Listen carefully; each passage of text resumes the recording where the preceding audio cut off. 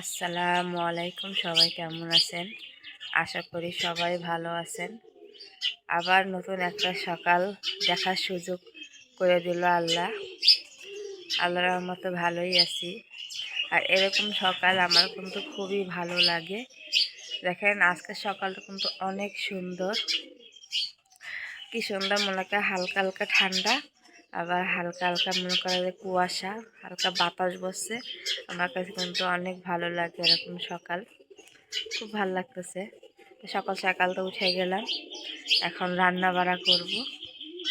যেহেতু আমার মেয়েরা স্কুলে মনে করেন যে 8টা-9টার ভিতরেই চলে যায়, সেখানে আমার সকাল সকাল রান্নাটাই করার লাগে, কেন ওরা খাওয়া দাওয়া করে যায়।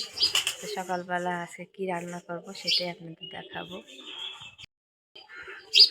এটা দেখেন বরাবরের মতো এখানে আমি অলরেডি মনে করেন যে ব্যস্ততার কারণে রাত্রে কুড়ি বছর রাইখে দিছে। এখানে শাক আছে, এটা হলো যে ওই ডাঁটা শাক, মনে হয় ছোটো ছোটো যে ডাঁটা শাকগুলো ওইগুলা, এগুলো রাইখে এই রাত্রেবেলায় বাইছে নিছি। আর এইখানে আছে এই যে সিমও আমি রাত্রেবেলা বাইছে নিছি।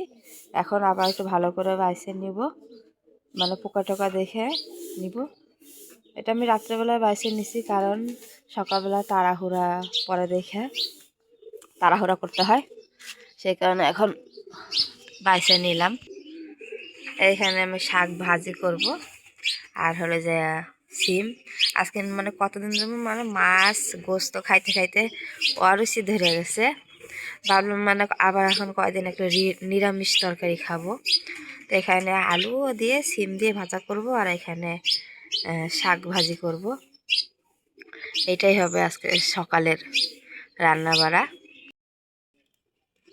এই তো সব রেডি করে দিলাম। এখন আমার শাশুড়িরে বললাম যে তুমি এনে জাল দাও, আর যদি তাড়াতাড়ি উঠছে।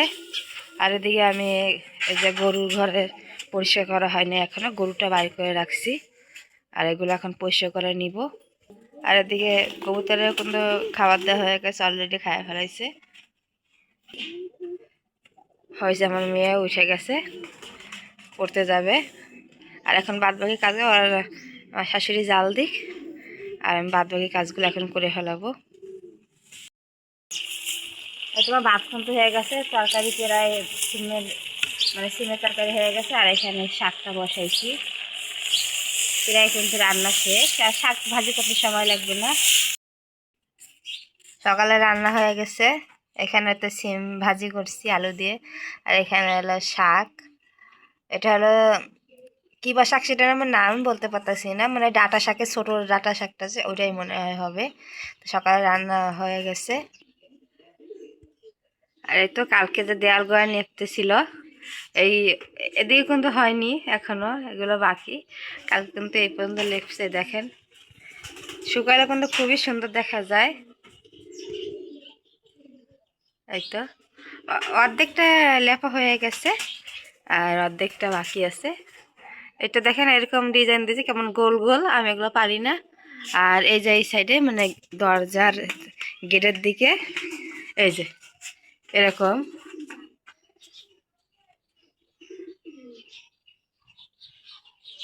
খুবই কিন্তু সুন্দর লাগে।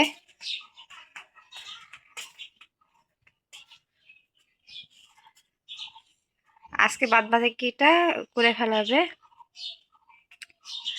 সামনে রোজা আসতেছে, তখন আর মানে রোজা রেখে করা সম্ভব না।